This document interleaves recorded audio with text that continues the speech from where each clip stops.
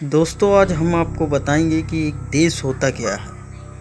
वास्तव में एक देश में किन किन चीज़ों की आवश्यकता होती है, उसका प्रगति विकास किस रूप में जाना जाता है, यह सभी आप किसी देश का वैसे तो जनसंख्या ही बताता है कि उस देश में कितना विकास हुआ है, कितना प्रगति हुआ है। दोस्तों, आज हम आपको बताते हैं भारत में कुल जनसंख्या 140.76 करोड़ था। 2021 की बात है। वहीं 31 जुलाई 2023 तक भारत की जनसंख्या 142 करोड़ 97 लाख 9,500 है। वहीं भारत को क्षेत्रफल की दृष्टि से देखा जाए तो भारत का क्षेत्रफल प्रति किलोमीटर होगा 32,87,263 वर्ग किलोमीटर। सभी देशों का अपना एक राज्य तो होता है। हमारे भारत देश में 28 राज्य और 8 संघ राज्य क्षेत्र है। 2011 जनगणना के अनुसार भारत की जनसंख्या का 52% पुरुष और 48% महिला है।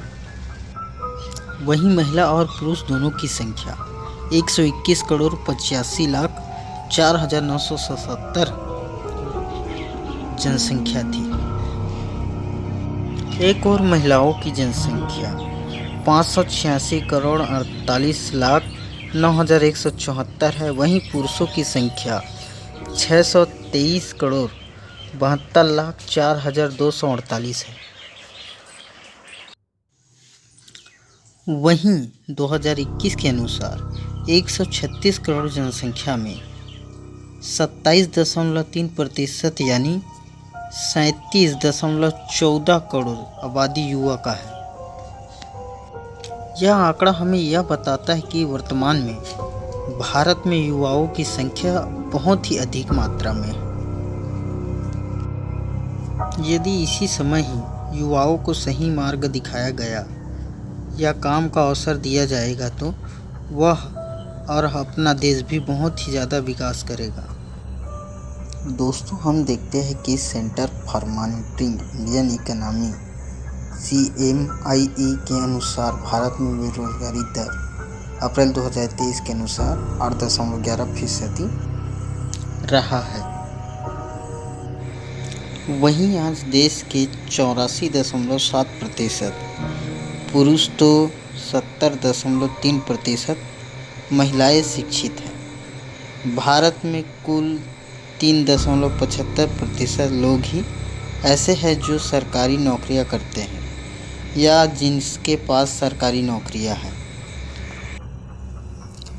वहीं आगे भारत में 58% लोग कृषि कार्य करते हैं। गुजरात के कृषि विश्वविद्यालय के पूर्व कुलपति डॉक्टर BS चुंडावत के अनुसार भारत में अब भी 27 करोड़ लोग गरीबी रेखा के नीचे हैं। दोस्तों, यदि कुछ चीज़ों में ध्यान दें तो आज़ादी के समय देश की 80% आबादी गरीबी रेखा के नीचे था। आज 22% लोग गरीबी रेखा में, लेकिन जनसंख्या के हिसाब से कुछ वैसे खास तो बदलाव आया नहीं है, क्योंकि समय के हिसाब से मांग भी बहुत अधिक बढ़ती जा रही है। वहीं भारत में यदि हम लोग शराबियों की ओर ध्यान दें तो भारत में शराब पीने वालों की संख्या 13.27 करोड़ है या उससे ज़्यादा भी हो सकता है। नेशनल फैमिली डे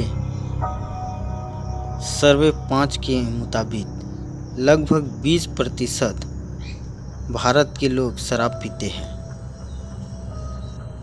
एक और यदि देखें कि हम शराब पीकर मरने वालों की संख्या, वैसे तो भारत में हर साल 2.5 लाख लोग शराब पीकर मरते हैं।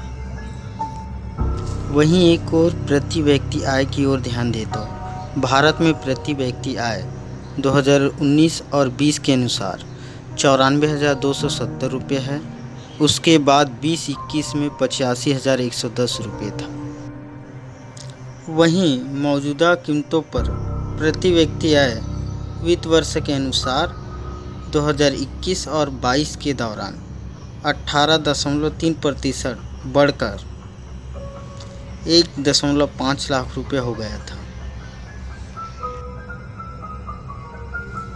वहीं एक और देखें कि भारत में पुलिस थाने की संख्या कितनी है, तो भारत में कुल 16,671 पुलिस थाने हैं। भारत में यदि सरकारी स्कूलों और प्राइवेट स्कूलों की संख्या की ओर ध्यान दें तो भारत सरकार के शिक्षा मंत्रालय के अनुसार सरकारी स्कूलों की संख्या 2018 और 19 में 10,83,678 थी। वहीं 2019 और 20 में 10,32,570 है। वहीं भारत में 15,07,708 स्कूल है, जिनमें से 10,32,570 स्कूल केंद्र सरकार एवं राज्य सरकारों द्वारा संचालित किया जा रहा है। वहीं 84,362 सरकारी सहायता प्राप्त है, तो 3,37,499 गैर सरकारी सहायता प्राप्त निजी स्कूल हैं। 53,277 स्कूलों का संचालन अन्य संगठनों और संस्थाओं द्वारा किया जा रहा है। वहीं भारत में यदि सरकारी और निजी अस्पतालों की संख्या की ओर ध्यान दें तो 2019 में 69,000 है। सरकारी अस्पताल है करीब 19,817 तथा वहीं प्राइवेट अस्पतालों की संख्या देखें तो 80,631। यही आप देख पाए कि सरकारी हॉस्पिटल और प्राइवेट हॉस्पिटलों की संख्या में कितना अंतर है। और आगे हम यह जानेंगे भी कि वर्तमान में कितने विद्यार्थी हैं जो पढ़ाई क्षेत्र में हैं। वर्तमान में नवोदय विद्यालयों की संख्या 649 है। वहीं अध्ययनरत विद्यार्थियों की संख्या देखें भारत में तो करीब 2,93,588 है। वहीं छात्रों की संख्या में यदि ध्यान दें तो 57.98% यानी 1,70,218 है। वहीं छात्राएँ 42.2% यानी 1,23,370 है। वहीं ग्रामीण विद्यार्थियों की संख्या की ओर ध्यान दें तो 87.28% यानी 2,56,255 है। वहीं एक और यदि भारतीय रेलवे की ओर ध्यान दें तो भारत में करीब 68,000 किलोमीटर से भी ज़्यादा लंबा रेलवे ट्रैक है, जिनमें से करीब 13,200 के करीब पैसेंजर ट्रेन है और वहीं 7,325 स्टेशन हैं।